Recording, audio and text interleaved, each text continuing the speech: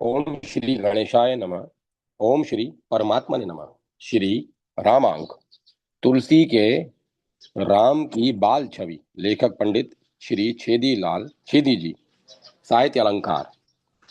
बालक स्वभावतः चित्ताकर्षक होता है। मानव ही नहीं वरन पशु पक्षियों के बच्चे भी हमारे मन को बरबस हर लेते हैं। जब हम बछड़े को छलांग भरते देखते हैं उस समय हृदय में एक विशिष्ट प्रकार के आनंद का अनुभव होता है। चिड़िया जब अपने बच्चों की चोंच में दाना डालती हैं और उनके साथ फुदकती हैं उस समय उन्हें अवलोकन करते ही भावुक व्यक्ति का हृदय अपार आनंद से भर जाता है। इतना ही नहीं, हिंसक जानवरों व्याघ्र सिंह आदि के शावकों को भी देखकर हम क्षण भर के लिए भूल जाते हैं कि यह प्राण घातक जीव है। यहाँ तक कि सर्प के बच्चे को भी मारने में हिचक सी होती है, इसीलिए कि वह भी परम मनोहर प्रतीत होता है। जब हम अपने यहाँ पराये बच्चे को खाट पर लेटे अथवा प्रांगण में जानू पानी चलते पाते हैं उस समय सब काम छोड़कर उसे प्यार करने और छेड़ने में अवश्य ही कुछ समय व्यतीत कर देते हैं। बच्चों का केवल हंसना खेलना ही चित्ताकर्षक नहीं होता, वरन चलना बोलना रोना आदि सारे क्रियाकलाप ही परम मनोहर होते हैं। यहाँ तक कि उसके खेल कूद के सामान भी हृदयवान के लिए आनंद प्रदायक हुआ करते हैं।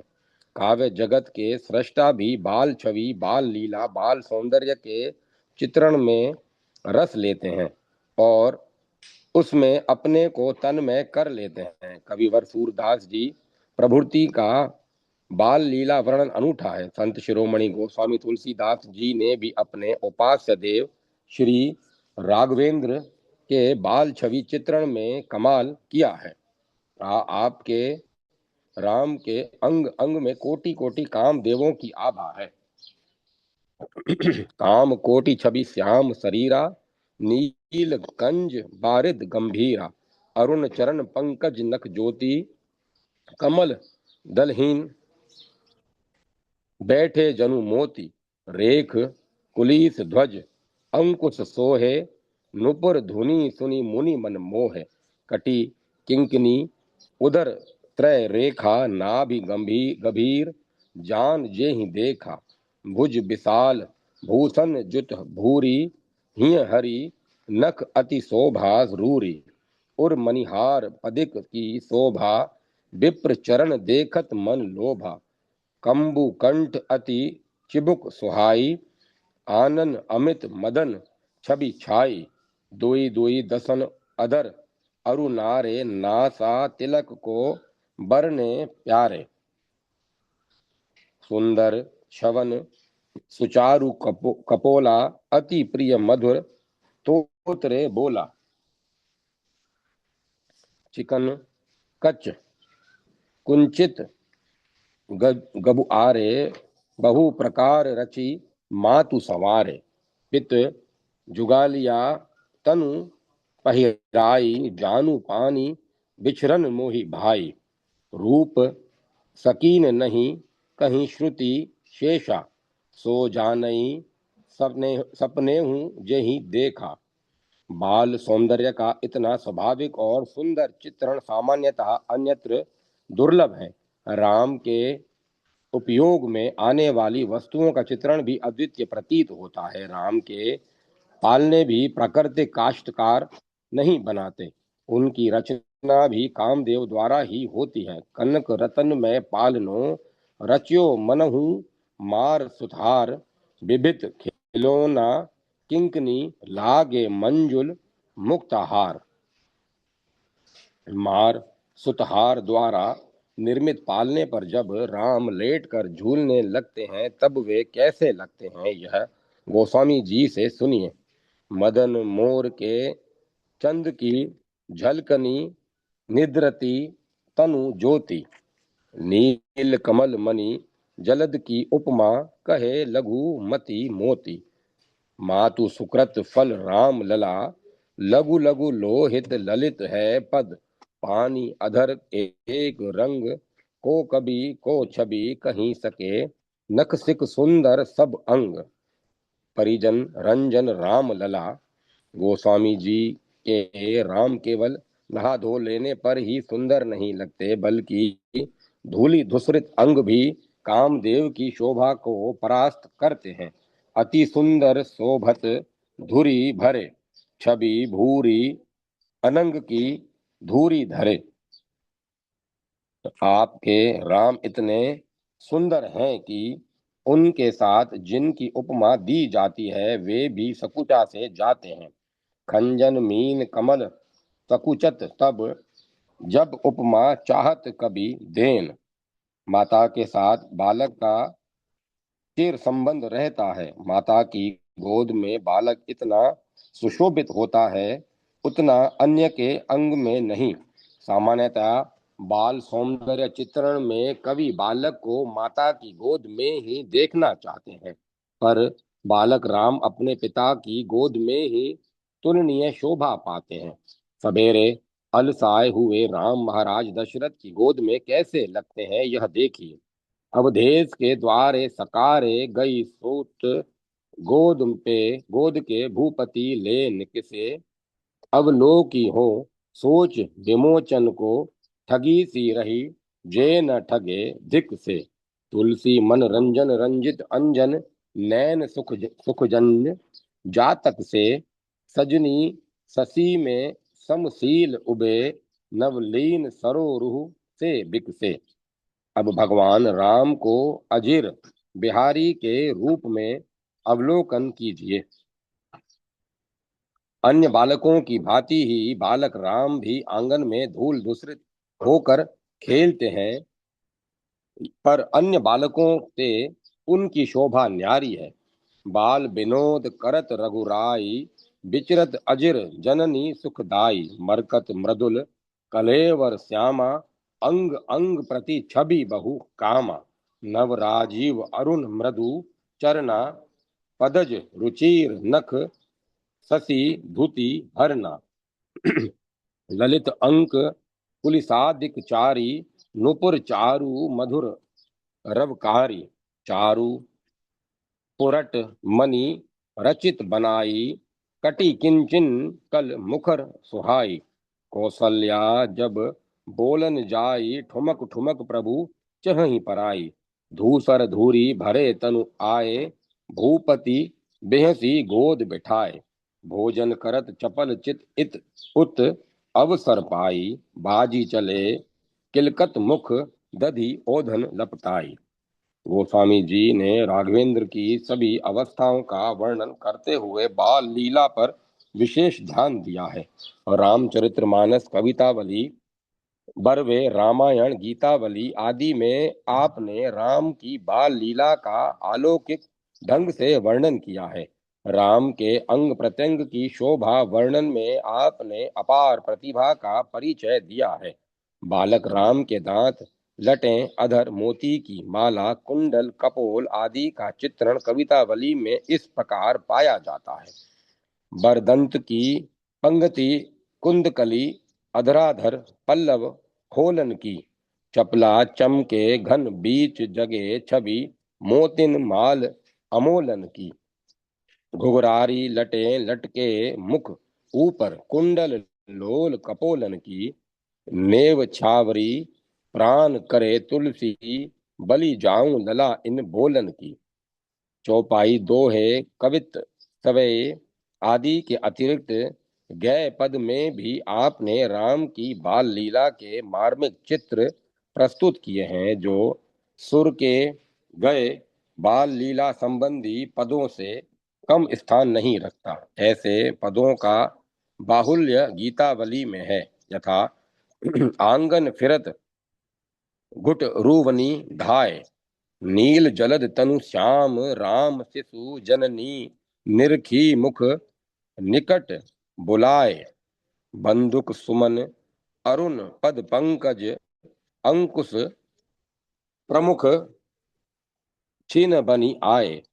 नुपुर जनु मुनिबर कल हंसनी रचे नीड़ ते दे बाय बसाए, कटी मेखल बरहार ग्रीव दर रुचिर बाह भूषण पहिराए, उर श्री वत्स मनोहर नरी हरि नख हेम मध्य मणिगन बहु लाए, सुभग चिबुक द्विज उदर नासिका श्रवण कपोल मोहि अति भाए, भ्रू सुंदर करुणारस पूरन लोचन मनहु जुगल जल जाए, भाल विशाल ललित लटकन बर बाल दशा के चिकुर सुहाए, मनु दोह गुर सनी कुज आगे करी शशि मिलन तम के गन आए, उपमा एक अभूत भई तब जब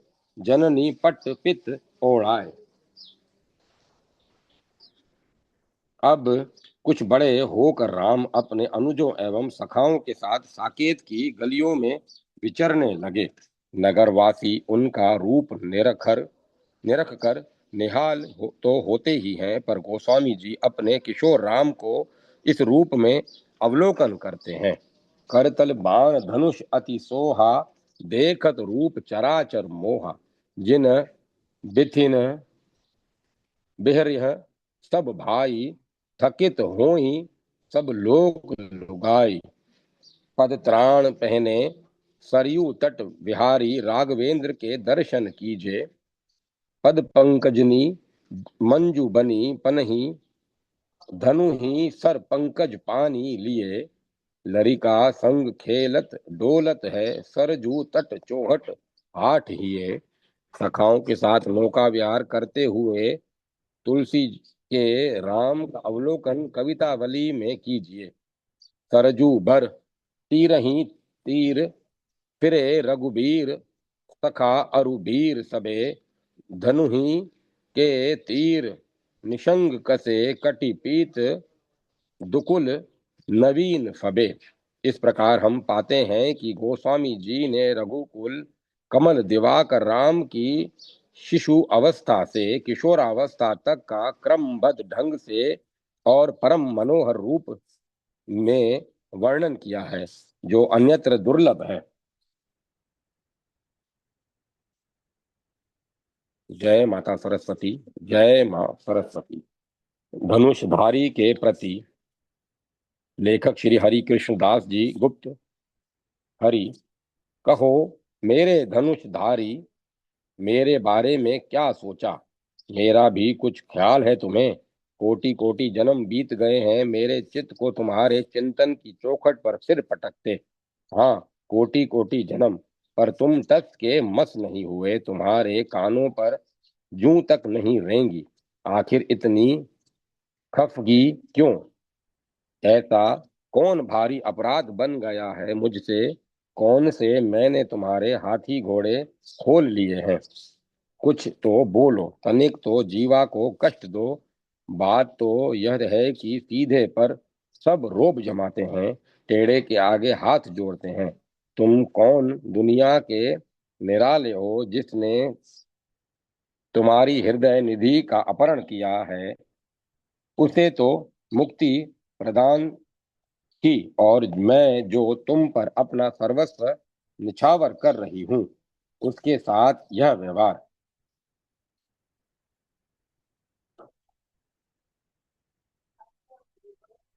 बात तक नहीं करते। विकल हो कर बार बार मैं पुकार रही हूं, पर तुम नहीं सुनते। सारी शर्म हया उतार कर रख दी क्या? मेरा चित्त तो खैर परले सिरे का निर्लज है ही, तनिक भी इसमें पानी होता तो अब तक कभी का तुमसे विमुख हो गया होता। पर तुम अपनी कहो, तुम ही कितने पानी में हो। तुम्हारी आंखों में भी तो पानी का नाम निशान नहीं। तनिक भी पानी होता तो तुम इस तरह पत्थर की मूरत नहीं बने रहते। सच तुम तो जड़ हो गए हो, एक सिरे से जड़। जो जड़ से पत्थर को चेतन नारी रूप प्रदान कर दे, वही मेरे लिए स्वयं जड़ पत्थर होकर रह जाए। भाग्य की विडंबना इससे बढ़कर क्या होगी? सुनती आई हूँ गज की पुकार पर तुम नंगे पैर दौड़कर आधे बोल आए थे। अजामिल के मुख से नारायण का ना निकलते निकलते ही प्रकट हो गए थे। बुरा न मानना, मुझे तो यह सब गप मालूम होती है। यूं ही झूठ के पुल बांध दिए गए हैं। अपने दिल की सच कहती हूँ, मुझे तो विश्वास नहीं होता। विश्वास हो भी कैसे, ऐसे होते तो मेरी बेला यूं चुप्पी साधते कैसे बनता। इस तरह कानों में उंगली दिए कैसे रहते। युग बीत गए हैं, युग अरज गुजारते गुजारते यूं ही उलाहना नहीं दे रही। और फिर मांग मांग भी तो देखी जाती है।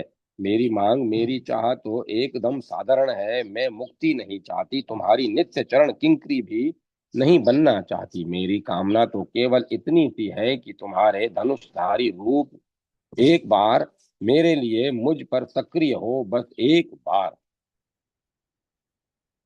वह प्राणी प्राणी नहीं जिसे किसी पर मरना नहीं आता। वह जीवन जीवन नहीं जिसमें किसी पर मरा न जाए। प्राण धारणा की सार्थकता, जीवन की कृतार्थता इसी में है। मरना मैंने सीख लिया है। मेरे जीवनेश्वर मरण ऋचाओं की रचयित्री राधा पाठ पढ़ा गई है। प्रीति की सरिता बनी अमित वेग से प्रियतम सागर की ओर दौड़ी चली जाती मतवाली मीरा ने पाठ पक्का करा दिया है। एकदम पक्का, न जाने कितनी कितनी बार दुल्हरा दुल्हरवा कर दुहरवा कर। अब तो कसर केवल मर जाने की है। मर जाऊं तो जीवन कृतार्थ हो जाए। यह काम तुम्हें करना होगा मेरे मरणेश्वर। मुझे मार डालो और मेरा जीवन जीवन बना दो। सच मुझे मार डालो मेरे धनुर्धर। मेरे बिना मुझे कल नहीं पकड़ने की। मुझे सच मुझे मार डालो मेरे धनुर्धर। मेरे मरे बिना मुझे कल नहीं पकड़ने की। यह काम तुम्हें छोड़ और कौन करेगा। तुम सा श्रेष्ठ धनुर्धर मैं कहाँ पाऊंगी। कह रहे हो मुस्कुरा कर किसी से भी करा ले। मुझ में ही कौन लाल लगे हैं। लाख कहा मर करो, मैं बहकावे में थोड़े आ सकती हूँ।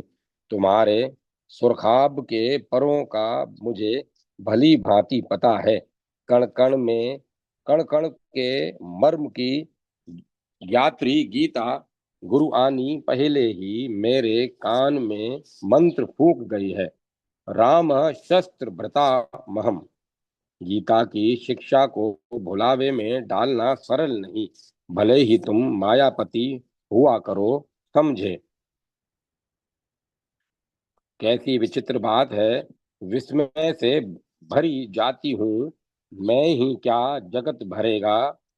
जिस रावण और रावण के कुल ने एकाद विभीषण जैसे की बात जाने दो। सदा आपकी छाह छिली कदम कदम पर। आप और आपके कुल से वैर किया, उसे तो आपने अपने कृपा बाणों की अनंत बौछार कर अपने लोक में पठा दिया। और इधर जो तुम्हारे गुण गाते हाल से बेहाल हुई जा रही है, उस अल्हड़ नादान भोली भाली की न कुछ सी बात पर कान भी नहीं देते। उसे चुटकियों में उड़ा रहे हो। सचमुच मेरे राजा, मेरी तो मांग भी अत्यल्प है। फिर भी मेरे भंडारी होकर भी जाने क्या तुम दम चुरा रहे हो। मैं करुणा के बाण नहीं चाहती। तुम्हारे कृपा के तीरों से मुझे कोई सरोकार नहीं। तुम्हारे मोटे मोटे अस्त्र शस्त्र तुम्हें सलामत रहे। मुझे तो बस न कुछ सा कुछ चाहिए। बोल फिर क्या चाहती है आखिर। ओ गनीमत है, पूछा तो आपने। पिघले तो सही, राम के रामत्व में लहर तो आई। तुम मुझसे पूछ रहे हो मेरी पूछ कर रहे हो। तुम मुझसे पूछ रहे हो, मेरी पूछ कर रहे हो। मुझ न कुछ को कुछ मान रहे हो, मैं तो इतने से ही मरी जा रही हूँ। बताऊं क्या खाक, कुछ मांग भी तो हो, फिर भी तुम पूछ रहे हो, बताना तो पड़ेगा ही। तो लो सुनो, मेरे सर्वस्व मेरी मांग, आंख मीच लो, कान मेरे होठों से सटा लो। कब तब कहूंगी यूं नहीं, हाँ बस इस तरह ठीक। अब सुनो, दिल के तरकस से निकाल, एक चित होकर सुनो, अनमने होकर नहीं। नैनों की कमान पर चढ़ाकर चितवन का एक तीर मुझ पर छोड़ दो, बस एक ही। एकाधिक में नहीं चाहती, अनंत अनतिछुक चाहे, मेरा काम तो एक से ही बन जाएगा। मैं निहाल हो जाऊंगी, तुम्हारा बाण अमोघ है, क्या मैं नहीं जानती, वह एक ही मुझे बिंद जाएगा। सार्थक हो जाएगा मेरा जीवन, मैं मर जाऊंगी, अपने राम पर जी जाऊंगी नित्य जीवन में। कह रहे हो यह क्या मांग रही है, बड़ा भयानक है यह तीर। इस एक से ही अनंत रस बाणों की वर्षा हो जाएगी। मर जाएगी तू बेमौत बुरी तरह, सदा सदा के लिए। अरे बावली, मर मर के जिएगी, जी जी के मरेगी, कर क्या रही है तू। चिंता न करो मेरे देव, मरना तो मैं चाह ही रही हूं, और फिर ऐसा मरना तो कोई विकट मूड गवारिन भी न छोड़ेगी, जैसा तुम कह रहे हो। मुझे क्या समझ रखा है तुमने, मती के नाते एकदम गई बीती नहीं हूं। इससे तो उल्टे चार चांद लग जाएंगे मेरे सौभाग्य को। मेरे अद्भुत जीने मरने के घुट मिलकर एक जी हुए रस का आस्वादन, सच भाग्य का छीका टूटने पर ही सुलभ होता है। सहज कहाँ धरा है यह। हाँ तो कहो, करोगे मेरे मन की सधाओगे, साधोगे मेरी साध, बोलते क्यों नहीं मेरे धनुर्धर, मेरे धनुषधारी। जय माता सरस्वती, जय माँ सरस्वती। भगवान राम के जीवन का आदर्श स्वरूप लेखक ब्रह्मलीन परम श्रद्धेय श्री जय दयाल जी गोविंद का, जिन मर्यादा पुरुषोत्तम भगवान श्री रामचंद्र जी के नाम रूप गुण लीला प्रेम और प्रभाव की अमृतमयी कथाओं का श्रवण पठन और मनन ही परम कल्याण करने वाला है, उन प्रभु के स्वरूप को लक्ष्य में रखकर उनके गुण और चरित्रों को सर्वथा आदर्श मानकर और उनके वचनों को परम धर्म समझकर जो मनुष्य तदनुसार आचरण करता है, उसकी तो बात ही क्या है। ऐसे पुरुष के दर्शन स्पर्श भाषण आदि का सौभाग्य जिस मनुष्य को प्राप्त है, वह भी अत्यंत धन्य है। कुछ भाई कहा करते हैं कि हम भगवान के नाम का जप बहुत दिनों से करते हैं, किंतु जितना लाभ बताया जाता है उतना हमें नहीं हुआ। इसका उत्तर यह है कि भगवान के नाम की महिमा तो इतनी अपार है कि उसका जितना गान किया जाए उतना ही थोड़ा।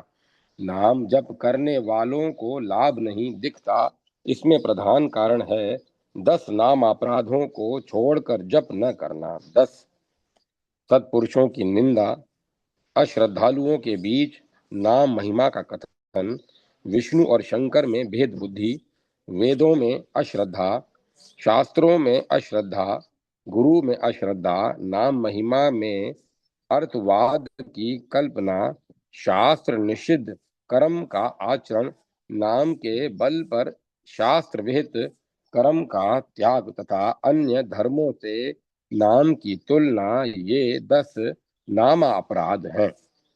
10 अपराधों का त्याग करके जप करने पर नाम जप का शास्त्र वर्णित फल अवश्य प्राप्त हो सकता है। 10 अपराधों को सर्वथा त्याग कर नाम जप करने वाले को प्रत्यक्ष महान फल प्राप्त होने में तो संदेह ही क्या है। केवल श्रद्धा और प्रेम, इन दो बातों पर ख्याल रखकर जो अर्थ पर ध्यान रखते हुए नाम का जप करता है उसे भी प्रत्यक्ष परमानंद की प्राप्ति बहुत शीघ्र हो सकती है। नाम जप के साथ साथ परमात्मा के अमृत में स्वरूप का ध्यान होते रहने से क्षण क्षण में उनके दिव्य गुण और प्रभावों की स्मृति होती है और वह स्मृति अपूर्व प्रेम और आनंद को उत्पन्न करती है। यदि यह कहा जाए कि रामचरितमानस में नाम महिमा के अंतर्गत यह कहा गया है, भाई को भाई अनक आलसहु नाम जपत मंगल दिसी दसहु, फिर श्रद्धा सहित नाम जपने से ही फल हो, ऐसे ही जपने से फल न हो, यह बात कैसे हो सकती है? तो इसका उत्तर यह है कि भाव से कुभाव से किसी प्रकार भी नाम जपने से दसों दिशाओं में कल्याण होता है। इस बात पर तो श्रद्धा होनी ही चाहिए। इस पर भी श्रद्धा न हो तब वैसा फल क्यों कर हो सकता है?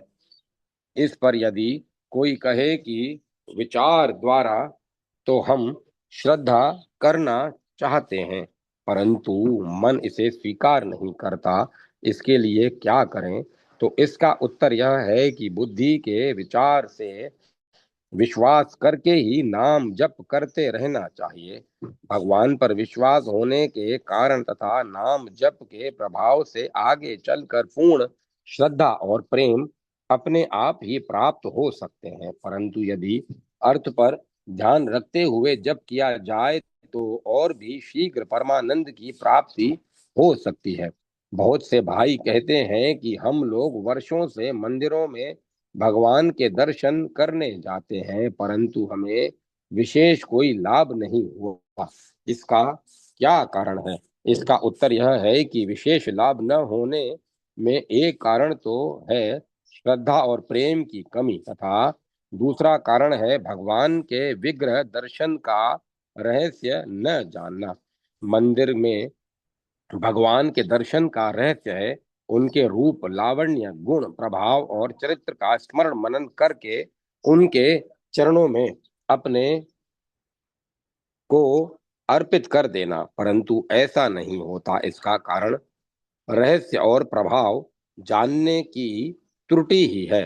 मंदिर में जाकर भगवान के स्वरूप और गुणों का स्मरण करना चाहिए और भगवान से प्रार्थना करनी चाहिए जिससे उनके मधुर स्वरूप का चिंतन सदा बना रहे और उनकी आदर्श लीला तथा आज्ञा के अनुसार आचरण होता रहे।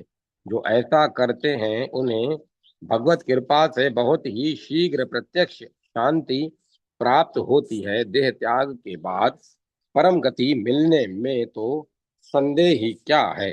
श्री भगवान के अनंत गुण हैं, उनका वर्णन कोई नहीं कर सकता। वे भगवान जीवों पर दया करके अवतार ग्रहण करते हैं और ऐसी लीला करते हैं जिसके श्रवण, गायन और अनुकरण से जीवों का परम कल्याण होता है। मर्यादा पुरुषोत्तम भगवान श्री रामचंद्र जी ऐसे ही परम दयालु अवतार हैं। इनके गुण, प्रभाव, आचरण, लीला आदि की महिमा शेष, महेश, गणेश और सरस्वती भी नहीं गा सकते। तब मुझ शरीर का एक साधारण मनुष्य तो क्या लिख सकता है? तथापि जिन सज्जन महापुरुषों ने अपनी वाणी को पवित्र करने के लिए महाराज के कुछ गुण शास्त्रों में गाए हैं, उन्हीं के आधार बल पर बालक की भांति मैं भी कुछ लिखने की चेष्टा करता हूँ। भगवान श्री रामचंद्र जी के गुण और चरित्र परम आदर्श थे और उनका इतना प्रभाव था कि जिसकी तुलना नहीं हो सकती। उनकी अपनी तो बहुत बात ही क्या है। उनके गुणों और चरित्रों का प्रभाव उनके शासन काल में सारी प्रजा पर ऐसा विलक्षण पड़ा कि राम राज्य में त्रेता युग सतयुग से भी बढ़कर हो गया। राम राज्य के वर्णन में आता है, सब लोग अपने अपने वर्ण आश्रम के अनुकूल वेद मार्ग पर चलते हैं और सुख पाते हैं। भय, शोक रोग और तथा देहिक देविक और भौतिक ताप कहीं नहीं है। राग द्वेष काम क्रोध लोभ मोह झूठ कपट प्रमाद आलस्य आदि दुर्गुण देखने को भी नहीं मिलते। सब लोग परस्पर प्रेम करते हैं और स्वधर्म में दृढ़ हैं। धर्म के चारों चरणों सत्य शोच दया और दान से जगत परिपूर्ण है। स्वप्न में भी कहीं पाप नहीं है। स्त्री पुरुष सभी राम भक्त हैं और सभी परम गति के अधिकारी हैं। प्रजा में न छोटी उम्र में किसी की मृत्यु होती है न कोई पीड़ा है। सभी सुंदर और निरोग हैं। दरिद्र दुखी दीन और मूर्ख कोई भी नहीं है। सभी नर नारी दंभ रहित धर्म परायण अहिंसा परायण पुण्यात्मा चतुर गुणवान गुणों का आदर करने वाले पंडित ज्ञानी और कृतज्ञ हैं। वर्णाश्रम निज निज धर्म निरत वेद पथ लोग चलहि सदा पावहि सुख ही नहीं भय शोक न रोग। देहिक देविक भौतिक तापा राम राज नहीं कहूँ ही व्यापा। सब नर करहि परस्पर प्रीति चलहि स्वधर्म निरत श्रुति नीति। चारई चार्यु चरण धर्म जग माही पुरी सहा सपने हूँ अग्न नाही। राम भक्ति रत नर अरु नारी सकल परम गति के अधिकारी। अल्प मृत्यु नहीं कब नहीं पीरा सब सुंदर सब बिरुज शरीरा। नहीं दरिद्र को दुखी न दीना नहीं को अबुध न लक्षण हीना। सब निर्दम्ब धर्मरत पुनि नर और नारी चतुर सब गुनी। सब गुण गए पंडित सब ज्ञानी सब कृतज्ञ नहीं कपट सयानी। सभी उदार परोपकारी ब्राह्मणों के सेवक और तन मन वचन से एक पत्नी व्रती हैं। स्त्रियां सभी पतिव्रता हैं। ईश्वर की भक्ति और धर्म में सभी नर नारी ऐसे संलग्न हैं मानो भक्ति और धर्म साक्षात मूर्तिमान होकर उनमें निवास कर रहे हों। पशु पक्षी सभी सुखी और सुंदर हैं। भूमि सदा हरी भरी और वृक्षादि सदा फूले फले रहते हैं। सूर्य चंद्रमा आदि देवता बिना ही मांगे समस्त सुखदायी वस्तुएं प्रदान करते हैं। सारे देश में सुख संपत्ति का साम्राज्य छाया हुआ है। श्री सीता जी और तीनों भाई तथा सारी प्रजा श्री राम की सेवा में ही अपना सौभाग्य मानते हैं और श्री राम जी सदा उनके हित में लगे रहते हैं। राम राज्य को यह व्यवस्था महान राम राज्य की यह व्यवस्था महान आदर्श है। आज भी संसार में जब कोई किसी राज्य की प्रशंसा करता है या महान आदर्श राज्य की बात करता कहता है तो सबसे ऊंची प्रशंसा में वह यही कहता है कि बस वहां तो राम राज्य है। जिनके गुणों से प्रभावित राज्य में प्रजा ऐसी हो उनके अपने गुण और चरित्र कैसे होंगे इसका अनुमान करते ही हृदय भक्ति से गदगद हो उठता है। भगवान के अनंत गुणों और चरित्रों का जरा सा भी स्मरण मनन महान कल्याणकारी और परम पावन है। रघुकुल भूषण भगवान श्री रामचंद्र जी के समान मर्यादा रक्षक आज तक दूसरा कोई नहीं हुआ। यह कहना कोई अत्युक्ति नहीं है। श्री राम साक्षात पूर्ण ब्रह्म परमात्मा थे। वे धर्म की रक्षा और लोगों के उद्धार के लिए ही अवतीर्ण हुए थे, किंतु उन्होंने सदा सबके सामने अपने को एक सदाचारी आदर्श मनुष्य ही सिद्ध करने की चेष्टा की।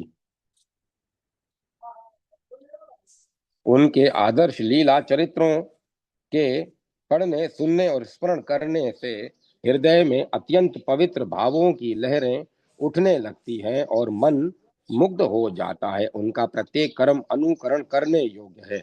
श्री राम सद्गुणों के समुद्र थे। सत्य सौहार्द दया क्षमा मृदुता धीरता, वीरता, गंभीरता, अस्त्र शस्त्रों का ज्ञान, पराक्रम, निर्भयता, विनय, शांति, तितिक्षा, उपरति, संयम, निष्प्रता, नीतिज्ञता, तेज, प्रेम, त्याग, मर्यादा, संरक्षण, एक पत्नी व्रत, प्रजारजकता, ब्राह्मण भक्ति, मातृ पितृ भक्ति, गुरु भक्ति, भातृ प्रेम, मैत्री, शरणागत वत्सलता, सरलता, व्यवहार कुशलता, प्रतिज्ञा, पालन, साधु रक्षण, दुष्ट दलन, निर्वेरता, लोकप्रियता, अपि शून्यता, बहुज्ञता, धर्मज्ञता, धर्म परायणता, पवित्रता आदि आदि सभी गुणों का मर्यादा पुरुषोत्तम श्री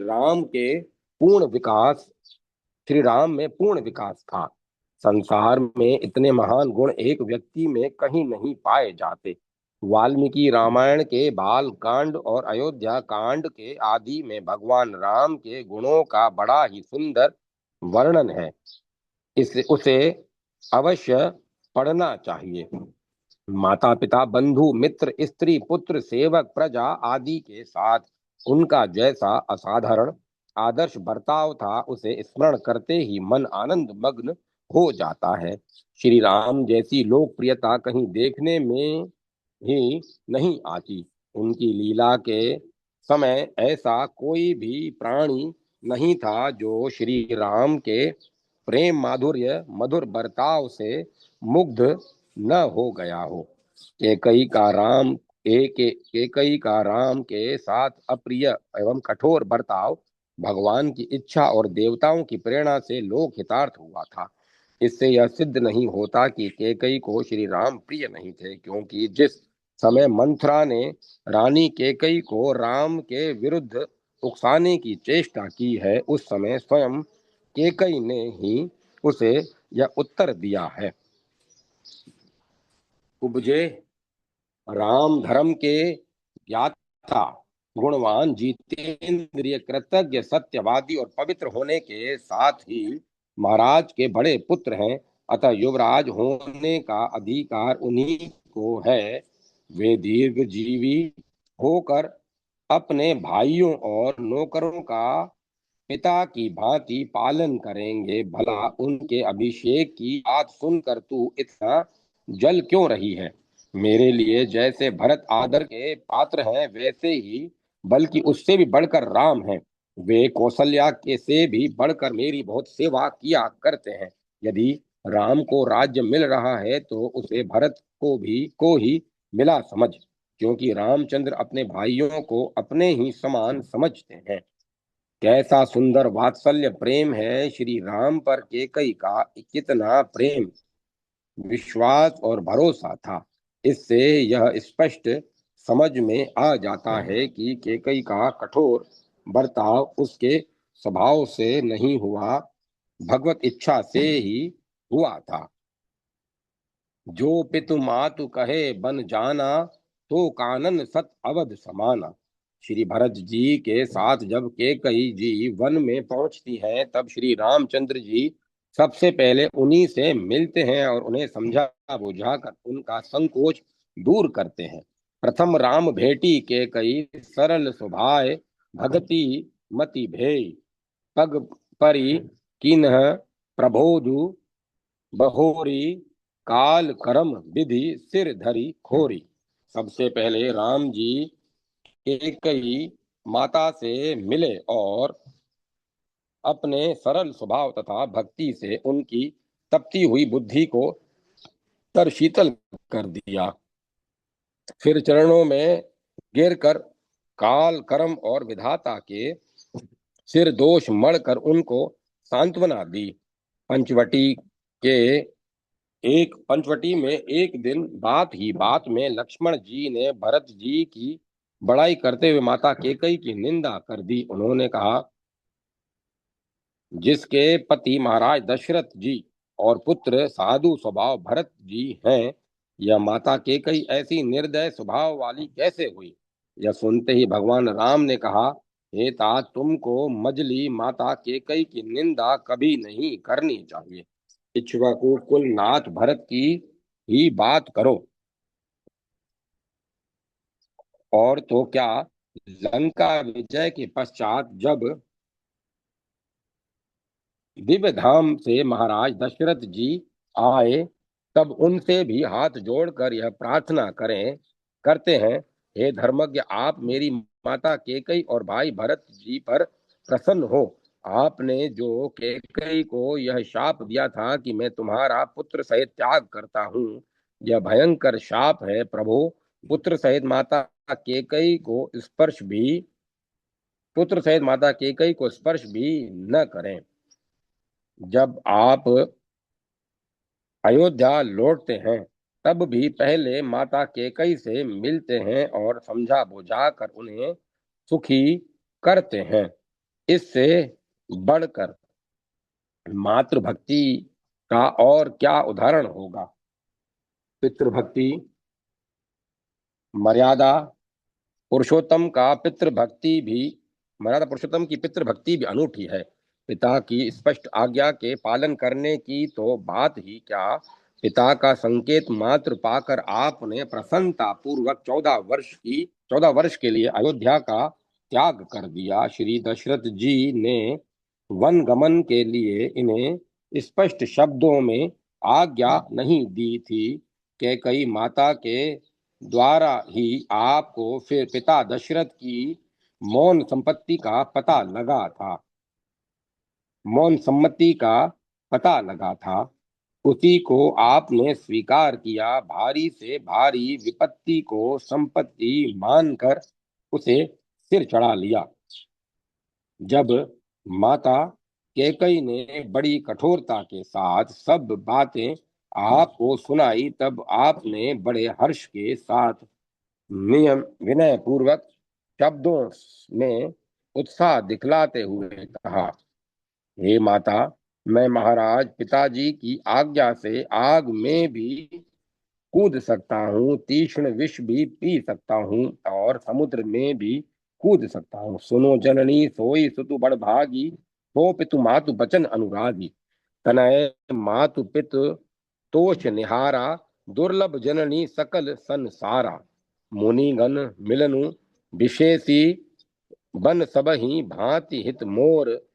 ते ही मह पितु आयसु बहुरी, सन्मत जननी तोर। भरतु प्राण प्रिय पावही राजू, विधि सब विधि मोहि सन्मुख आजू। जो न जाए बन ऐसहु काजा काजा, प्रथम गनिये मोहि मूढ़ समाजा। माता कौशल्या जी के पास जब आप विदा मांगने गए, तब उन्हें बड़ा दुख हुआ। उन्होंने अपना दुख सुनाकर उन्हें रोकना चाहा। तब आपने कहा, हे माता, पिताजी की आज्ञा का उल्लंघन करने की शक्ति मुझ में नहीं है। मैं सिर से प्रणाम करता हूँ, तुम प्रसन्न हो, मैं वन को जाना चाहता हूँ। इसी प्रकार आपने लक्ष्मण जी को धर्म की महिमा और बड़ों की आज्ञा के पालन का महत्व समझाते हुए कहा, लोक में धर्म ही श्रेष्ठ है, धर्म में ही सत्य स्वरूप परमात्मा प्रतिष्ठित है। पिताजी का यह वचन भी धर्म से युक्त है, इसीलिए श्रेष्ठ है। अतः मैं पिताजी की आज्ञा का उल्लंघन नहीं कर सकूंगा। हे भाई, पिताजी के कथनानुसार माता कैकई ने मुझे वन जाने की आज्ञा दी है। हे भाई, मेरे पिताजी नित्य सत्यवादी, सत्य प्रतिज्ञ और सत्य पराक्रमी है। वे सत्योचित होने के भय से परलोक के डर से डर रहे हैं। मेरे द्वारा उनका यह भय दूर हो, वे निर्भय हो जाएं, अर्थात मैं वन को चला जाऊं, जिससे उनके वचन मिथ्या न हो। आप अपने शोक गमन पिताजी से कहते हैं, महाराज, इस बात इस बहुत सी छोटी सी बात के लिए आपने इतना दुख पाया, मुझे पहले किसी ने यह बात नहीं जनाई। महाराज को इस दशा में देखकर मैंने माता केकई से पूछा और उनसे सब प्रसंग सुनकर हर्ष के मारे मेरे सब अंग शीतल हो गए, अर्थात मुझे बड़ी शांति मिली। पिताजी, इस मंगल के समय स्नेहवश सोच करना त्याग दीजिए और हृदय में हर्षित होकर मुझे आज्ञा दीजिए। अति लघु बात लागी दुख पावा, काहू न मोही कहही प्रथम जनावा।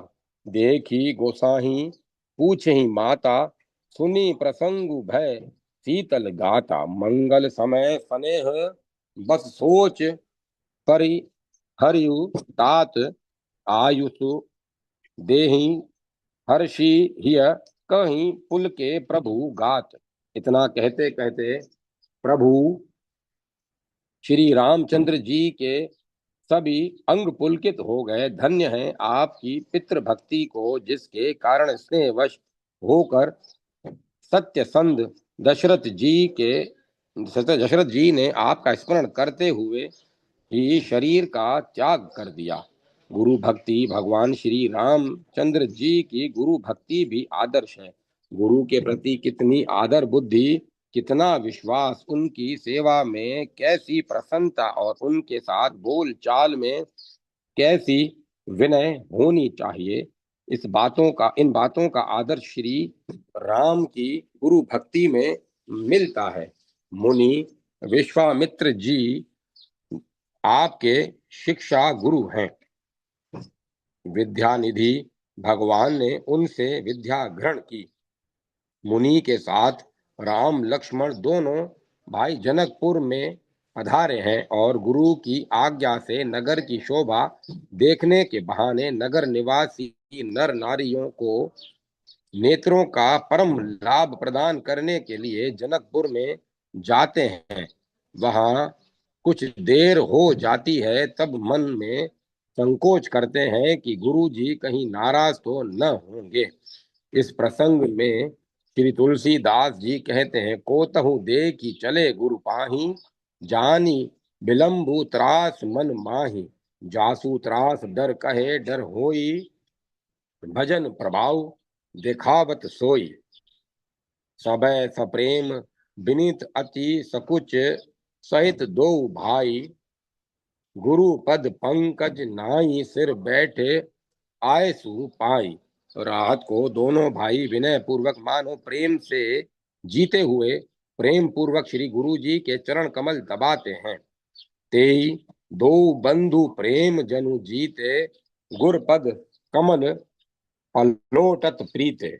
मुनि श्री वशिष्ठ जी आपके कुल गुरु हैं। आप सब प्रकार से गुरु की सेवा करने में मानो अपना सौभाग्य समझते हैं। वन में जब वशिष्ठ जी भरत जी के भरत जी का पक्ष लेकर भगवान से कहते हैं, सबके उर अंतर बसहु, जानऊ भाऊ को भाऊ। पुर जन जननी भरत हित, होई सो कहीं उपाऊ। तब भगवान श्री भरत जी पर गुरु का स्नेह देखकर भरत जी के भाग्य की सराहना करते हुए कहते हैं, जय गुरपद अंबुज अनुरागी, ते लोकहूं वेदहूं बड़ भागी। राउर जा पर अस अनुरागु, को कहीं सकई भरत कर भागु। जो मनुष्य गुरु के चरण कमलों के प्रेमी हैं, वे लोक और वेद दोनों में बड़ भागी हैं।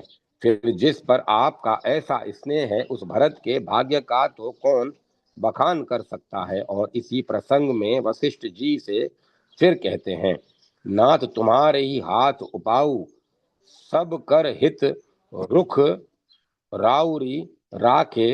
आयसु किए मुदित फुर भाषे, प्रथम जो आयसु मो कहूँ होई। माथे मानी करो सिख सोई।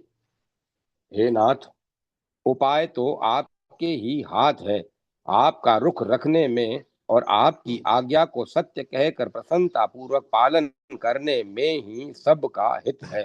पहले तो मुझे जो आज्ञा हो, मैं उसी शिक्षा को सिर चढ़ाकर करूं। एक बार वशिष्ठ जी भगवान से उनके चरण कमलों में जन्म जन्मांतर तक प्रेम बना रहे यह वर मांगने आते हैं और भगवान से एकांत में मिलते हैं। उस समय भी मर्यादा पुरुषोत्तम भगवान गुरु भक्ति का आदर्श स्थापित करने के लिए अति आदर रघुनायक कीना, पद पखारी पदोदक लीना, उनका अत्यंत आदर करते हैं और चरण धोकर चरणामृत लेते हैं। धन्य भातृ प्रेम। श्री राम का भातृ प्रेम भी अतुलनीय था। लड़कपन से ही श्री राम अपने भाइयों के साथ बड़ा प्रेम करते थे, सदा उनकी रक्षा करते और उन्हें प्रसन्न रखने की चेष्टा करते थे। चारों भाई एक साथ ही घोड़ों पर चढ़कर विचरण किया करते थे। रामचंद्र जी को जो भी कोई उत्तम भोजन या वस्तु मिलती थी, उसे वे पहले अपने भाइयों को देकर पीछे स्वयं खाते या उपयोग में लाते थे। यद्यपि श्री राम का सभी भाइयों के साथ समान भाव से ही पूर्ण प्रेम था, उनके मन में कोई भेद नहीं था, तथापि लक्ष्मण का श्री राम के प्रति विशेष स्नेह था। वे थोड़ी देर के लिए भी श्री राम से अलग रहना नहीं चाहते थे। श्री राम का वियोग उनके लिए असह्य था। उसी कारण विश्वामित्र के यज्ञ की रक्षा के लिए भी वे श्री राम के साथ ही वन में गए। वहां राक्षसों का विनाश करके दोनों भाई जनकपुर में पहुंचे। धनुष भंग हुआ, तदंतर विवाह की तैयारी हुई और चारों भाइयों का विवाह साथ साथ ही हुआ। विवाह के बाद अयोध्या में जाकर चारों भाई प्रेम पूर्वक रहे। कुछ दिनों के बाद अपने मामा के साथ भरत शत्रुघ्न ननिहाल चले गए। श्री राम और लक्ष्मण पिता के आज्ञा अनुसार प्रजा का कार्य करते रहे। श्री राम के प्रेम भरे बर्ताव से, उनके गुण और स्वभाव से सभी नगर निवासी और बाहर रहने वाले ब्राह्मण आदि वर्णों के मनुष्य मुग्ध हो गए। फिर राजा दशरथ ने मुनि वशिष्ठ की आज्ञा और प्रजा की सम्मति से श्री राम के राज्याभिषेक का निश्चय किया। राजा दशरथ जी के मुख से अपने राज्याभिषेक की बात सुनकर श्री राम माता कौशल्या के महल में आए। माता सुमित्रा और भाई लक्ष्मण भी वहीं थे। उस समय श्री राम अपने छोटे भाई लक्ष्मण जी से कहते हैं, लक्ष्मण, तुम मेरे साथ इस पृथ्वी का शासन करो, तुम मेरे दूसरे अंतरात्मा हो। यह राज्य लक्ष्मी तुम्हें ही प्राप्त हुई है। सुमित्रा नंदन, तुम मनोवांछित भोग और राज्य फल का उपभोग करो। मैं जीवन और राज्य भी तेरे लिए ही चाहता हूँ। इसके बाद इस लीला नाटक का पट बदल गया। माता केकई के इच्छा अनुसार राज्य अभिषेक वन गमन के रूप में परिणत हो गया। सुमंत्र के द्वारा बुलाए जाने पर जब श्री राम महल में गए और माता केकई से बातचीत कहने पर उन्हें वरदान की बात ज्ञात हुई, तब उन्होंने बड़ी प्रसन्नता प्रकट की। तदंतर वे माता कौशल्या से विदा मांगने गए। वहां भी बहुत बातें हुई, परंतु श्री राम ने एक भी शब्द भरत या केकई के विरुद्ध नहीं कहा, बल्कि भरत की बड़ाई करते हुए माता को धैर्य दिया और कहा कि भरत मेरे ही समान आपकी सेवा करेंगे। उसी समय सीता को घर पर रहने के लिए समझाते हुए वे कहते हैं, सीते, मेरे भाई भरत शत्रुघ्न मुझे प्राणों से भी बढ़कर प्रिय हैं, अतः तुम्हें उनको अपने भाई और पुत्र के समान या उससे भी बढ़कर प्रिय समझना चाहिए। वन गमन का समाचार सुनकर लक्ष्मण के मन में भारी दुख और क्रोध हुआ। उसे भी श्री राम ने नीति और धर्म से परिपूर्ण बहुत ही मधुर और कोमल वचनों से शांत किया। फिर जब लक्ष्मण ने साथ चलने के लिए प्रार्थना की, उस समय उनको वहीं रहने के लिए समझाते हुए श्री राम ने कहा, लक्ष्मण, तुम मेरे स्नेही, धर्म परायण, धीर और सदा सन्मार्ग में स्थिर स्थित रहने वाले हो। मुझे प्राणों के समान प्रिय, मेरे वश में रहने वाले, आज्ञा पालक और सखा हो। बहुत समझाने पर भी जब लक्ष्मण ने अपना प्रेमाग्रह नहीं छोड़ा तब भगवान ने उनको संतुष्ट करने के लिए अपने साथ ले जाना स्वीकार किया। घर में वन में रहते समय भी श्री रामचंद्र जी सब प्रकार से लक्ष्मण और सीता को सुख पहुंचाने तथा प्रसन्न रखने की चेष्टा किया करते थे। भरत ने सेना सहित चित्रकूट आने का समाचार भरत के सेना सहित चित्रकूट आने का समाचार पाकर जब श्री राम प्रेम के कारण लक्ष्मण क्षुब्ध होकर भरत के प्रति न कहने योग्य शब्द कह बैठे, तब श्री राम ने भरत की प्रशंसा करते हुए कहा, लक्ष्मण, मैं सच्चाई से अपने आयुध की शरण लेकर कहता हूं कि मैं धर्म अर्थ काम और सारी पृथ्वी सब कुछ तुम ही लोगों के लिए चाहता हूं।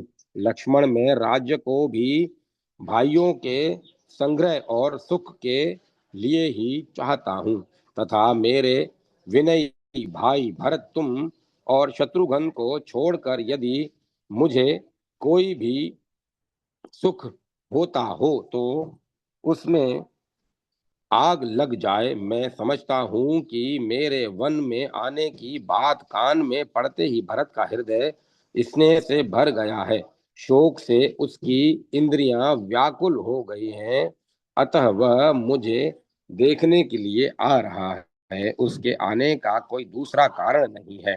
इसके सिवाय वहां यह भी कहा है कि भरत मन से भी मेरे विपरीत आचरण नहीं कर सकता। यदि तुम्हें राज्य की इच्छा है तो मैं भरत से कहकर दिला दूं। लक्ष्मण का भरत के प्रति जो संदेह था वह उपर्युक्त बातें सुनते ही नष्ट हो गया। उसके बाद जब भरत आश्रम में पहुंचकर श्री रामचंद्र जी के चरणों में लौट गए तब श्री राम ने उनको देखा, अपने हाथों से उठाकर भरत का हृदय से आलिंगन किया, उनका उनको गोद में बैठाकर और उनका सिर सूंघ कर आदर पूर्वक सब समाचार पूछे और कहा, भाई, तुम चीर और जटा धारण करके यहाँ क्यों आए हो। इस पर भरत ने श्री राम को अयोध्या लौटाने की बहुत चेष्टा की। भरत तथा राम के प्रेम और बर्ताव को देखकर सारा समाज चकित हो गया। अंत में जब भरत ने यह बात अंत में जब भरत ने यह बात समझ ली कि श्री राम अपनी प्रतिज्ञा नहीं छोड़ेंगे तब उन्होंने श्री राम से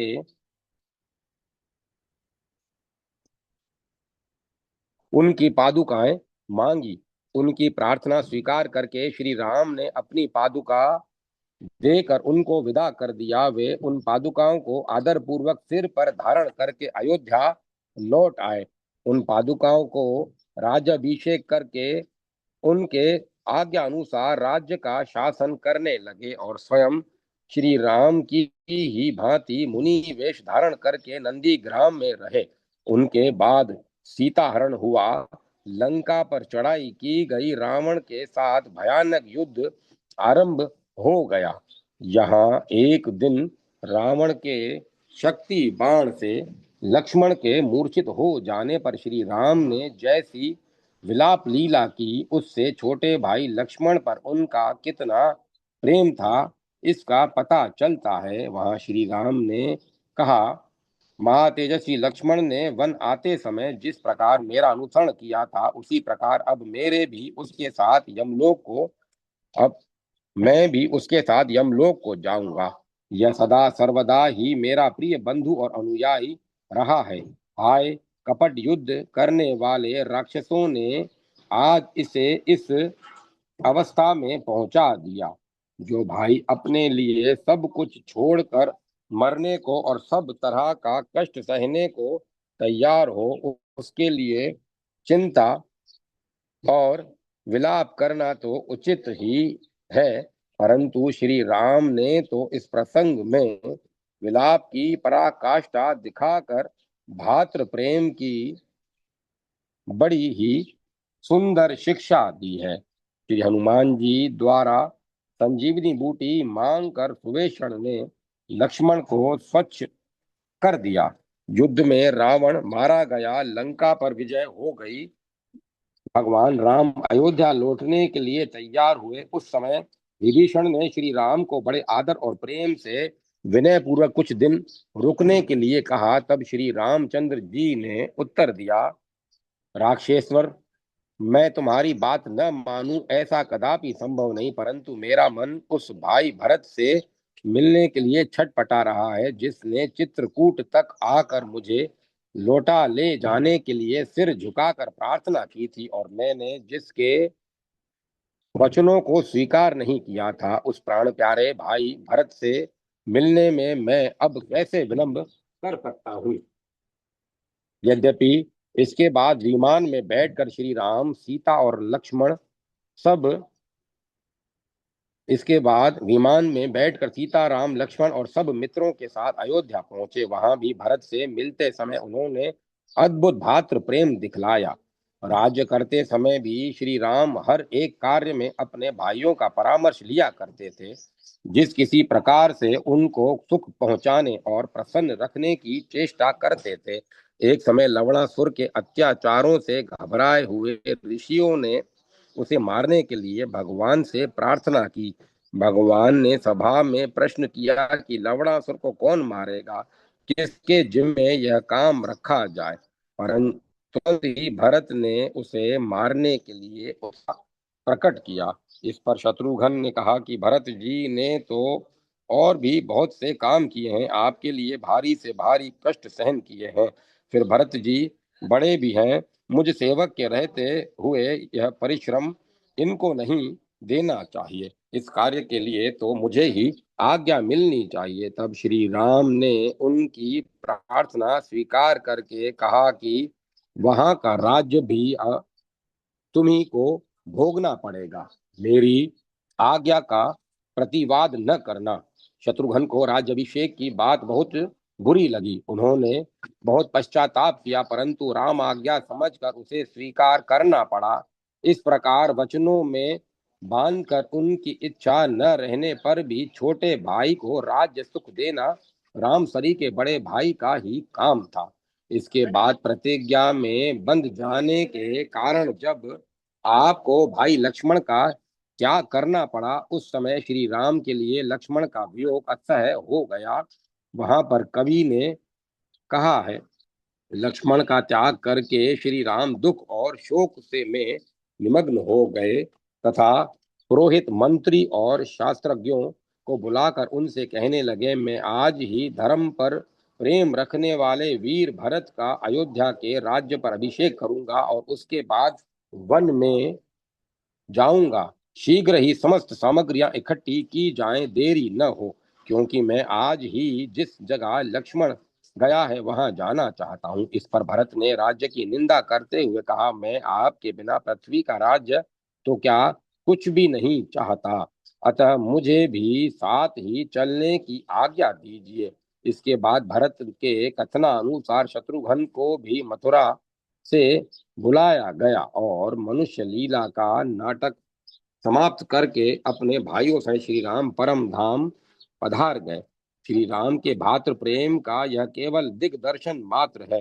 भाइयों के लिए ही राज्य ग्रहण करना, भाई भरत के राज्याभिषेक के प्रस्ताव से परमानंदित होकर अपना हक छोड़ देना, जिसके कारण राज्याभिषेक रुका, उस भाई की माता केकई की पहले की भांति ही भक्ति करना, मुक्त कंठ से भरत का गुणगान करना, भरत पर शंका और क्रोध करने पर लक्ष्मण को समझाना, लक्ष्मण के शक्ति लगने पर प्राण त्याग करने के लिए तैयार हो जाना, समय समय पर भाइयों को पवित्र शिक्षा देना, स्वार्थ छोड़कर सब पर प्रेम करना, शत्रुघ्न से जबरदस्ती राज्य करवाना, लक्ष्मण के वियोग को न सहकर परम धाम में पधार जाना इत्यादि श्री राम के आदर्श भातृ प्रेम पूर्ण कार्यों से हम सबको यथा योग्य शिक्षा लेनी चाहिए।